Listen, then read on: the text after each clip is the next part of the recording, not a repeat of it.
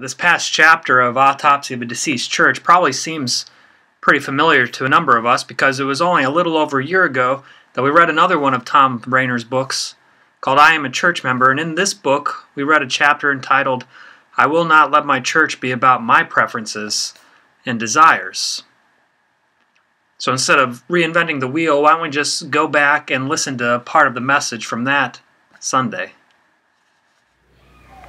Rainer expounds on the servant motif a little bit when he writes, "We will never find joy in church membership when we are constantly seeking things our way." Have you noticed that yet? If we always want it our way, we're never happy because it's never really our way. We will never find joy in church membership when we are constantly seeking things our way. But paradoxically, we will find the greatest joy when we choose to be last. That's what Jesus meant when he said the last will be first. True joy means giving up our rights and preferences and serving everyone else. Now, when I first read this statement, if you look in my copy, there's a big question mark next to this because I was thinking, what does he mean by there's true joy in being last? Nobody likes to be at the end of the line. What does he mean? So I really thought about it, and I was thinking, how do you find true joy in it? It really is paradoxical. How can I find true joy if I'm putting my preferences behind me so I can serve others? What if that serving is uncomfortable? What if that serving is out of my way?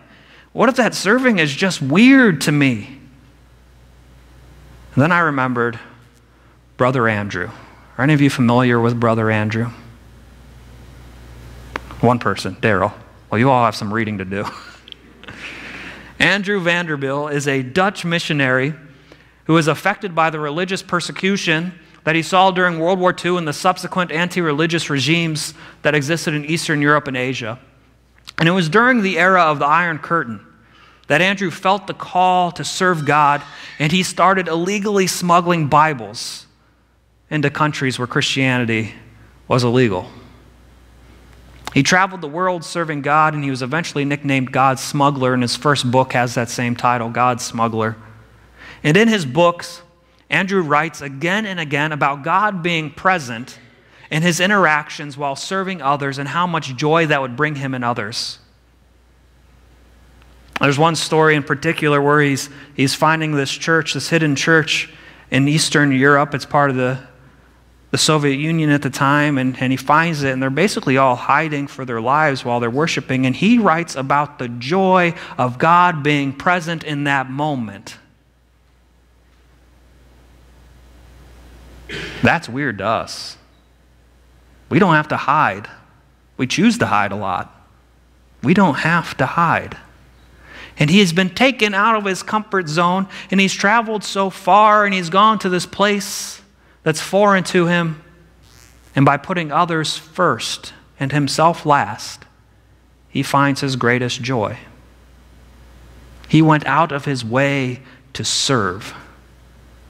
Are we members who truly desire to serve God? Or are we members who desire to serve only self? Rainer and some others went and they interviewed some churches who were largely self-serving. Another way he could have labeled this, and if you read other books on this, this is how it would be labeled. He went and interviewed churches that are dying,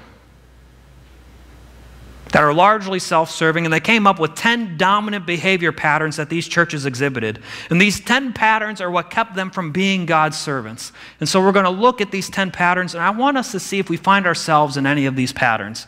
And they are worship wars, prolonged minutia meetings, facility focus, program-driven, an inwardly focused budget, inordinate demands for pastoral care, attitudes of entitlement, greater concern about change than the gospel, anger and hostility, and evangelistic apathy.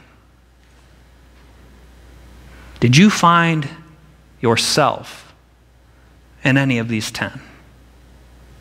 Don't think about anyone else. Don't think, oh, I see so-and-so up there. Just ask yourself if these behaviors get in the way of you serving God. Do they?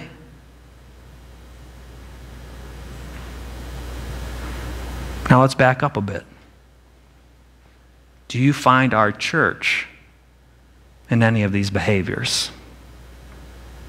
Do we find our church in that list of attitudes? Do we see that we become more concerned about our own preferences and desires than about serving God? I want to remind you of the commitment, the pledge that we took at the end of that Sunday. We all stood up and we said, I am a church member. I will not let my church be about my preferences and desires.